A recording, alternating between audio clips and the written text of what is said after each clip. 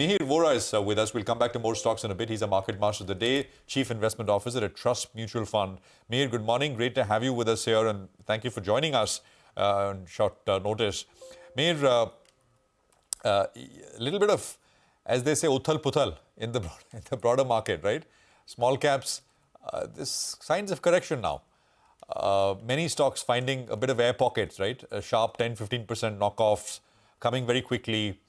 The index itself is down some 8% from the highs, whereas the Nifty is practically 0.5% away from its high.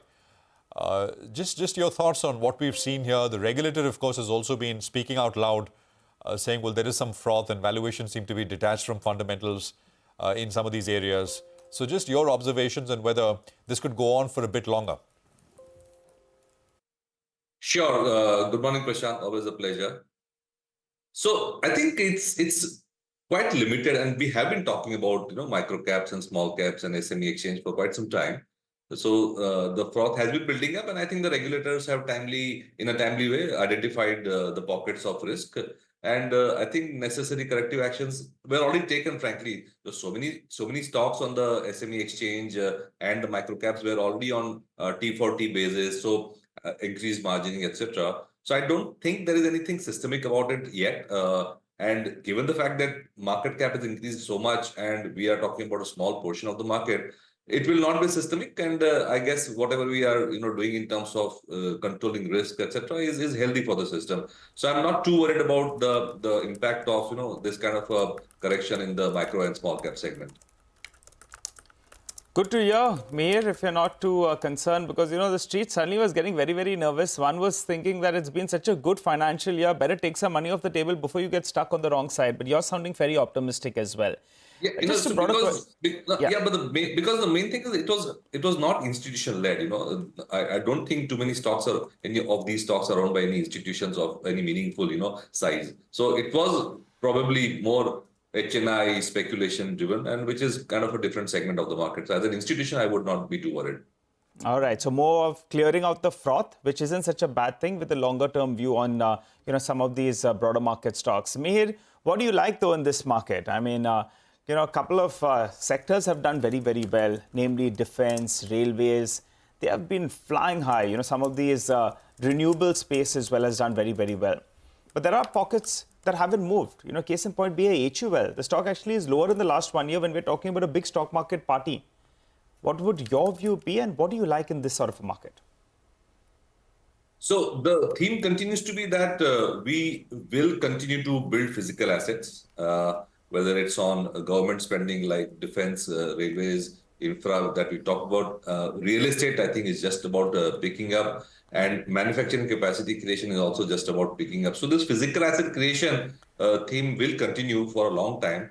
And we have seen that whenever this kind of a cyclical upturn happened, the defensives tended to underperform. This is exactly what we saw between 2003 and 2008, where the infra, the commodity stocks did very well, the infrastructure and the financials did very well, but the defensives underperformed. So that's one natural reason people will and the markets will veer towards the highest growth segments when there is a cyclical upturn. So that's one way of looking at it. Second is all said and done, things are not completely hunky-dory because we are still seeing a K-shaped recovery. So the FMCG companies tend to be catering to the mass markets where the growth has still not picked up. So there is a bit of a short-term effect there also. We are still seeing higher-end consumption doing much better than the lower-end consumption. So the FMCG companies in general, though I can't comment on specific stocks, but FMCG companies in general are seeing that impact of the K-shape.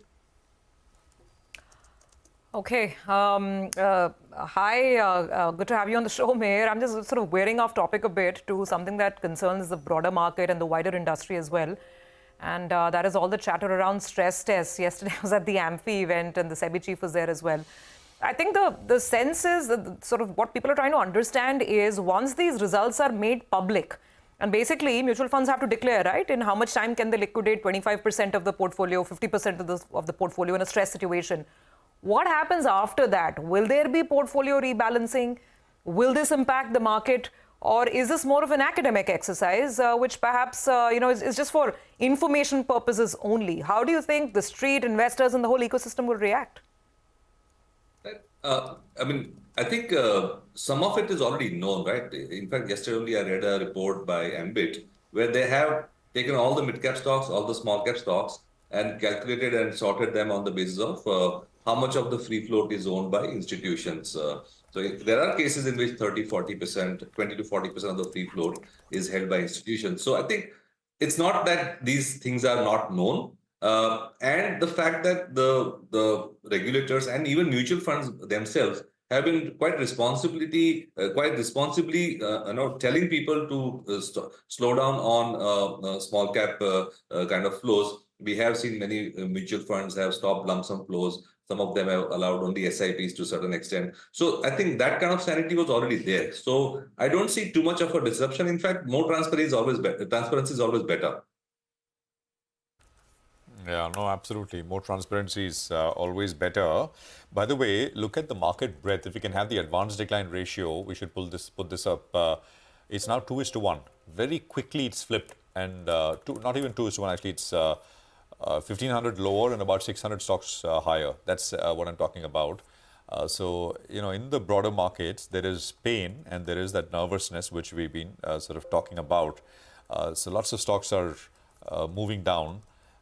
Names like ChemFab, and these are all coming up with, by the way, volumes. I mean, one persistent thing I was talking about in the morning as well, at market opening as well, that volumes typically are right out of the gates. It's usually a vibrant screen. Not today. Volumes are absent.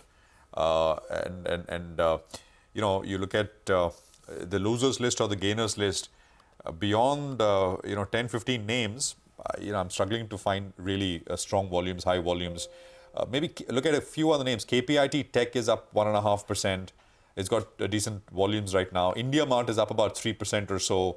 Sundaram Finance is up about 1.5%. But again, volumes are a bit of an issue. TCS, I think, is leading as far as the IT space is concerned. TCS is up 2% right now. And I think there was some commentary from the TCS management recently that the UK business, but that could be specific projects as well, etc. The UK business for them is actually looking up. Looking better, not in the US but on the UK side, but 2.25 higher on TCS is what we have. AB Capital, which started 5% higher, is up about 3% right now. And look at something like a Z, which is up about 2% as well. 159-ish on a Z is what we have at this stage.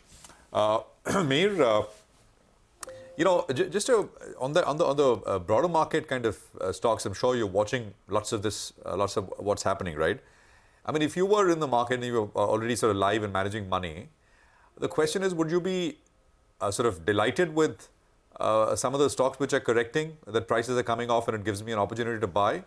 Or I would imagine many of these stocks are not where institutions are in any case, right? So in a way, I mean, they went up like crazy and they're coming off a little bit, but so what in that sense? Retail, of course, is a different story, but would you agree with that? It's certainly, if I have cash today, I'd be happy that stocks are correcting. But so we're talking about micro and SME exchange stocks versus the small and mid cap stocks, which are already owned by institutions. So there is, even between those, there's a huge magnitude of difference in terms of market cap. On one hand, we are talking about companies which are 100, 500 crores in market cap. And then on the institutional small cap, you typically would start with at least 5 to 10,000 crores of market cap. So there is, a magnitude of difference between the companies that we are talking about. So certainly, correction is always welcome when you have money to invest. And to that extent, not only did the micro cap segment go up sharply, but even the good quality small and mid caps also were bid up to a great extent.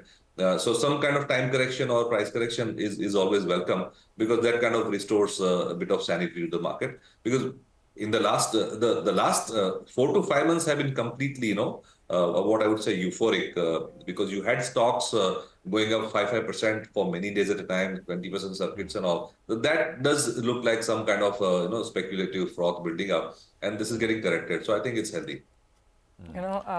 I guess, correct me if I'm wrong, Prashant, more often than not, it is price that determines where people go. when the prices are rallying and surging, people were migrating to small cap and SME and mid cap, and now those prices are down. So it seems that whole migration and the whole move to large cap, which the industry has been pushing for, is finally happening. Look at the IT stocks, big move there.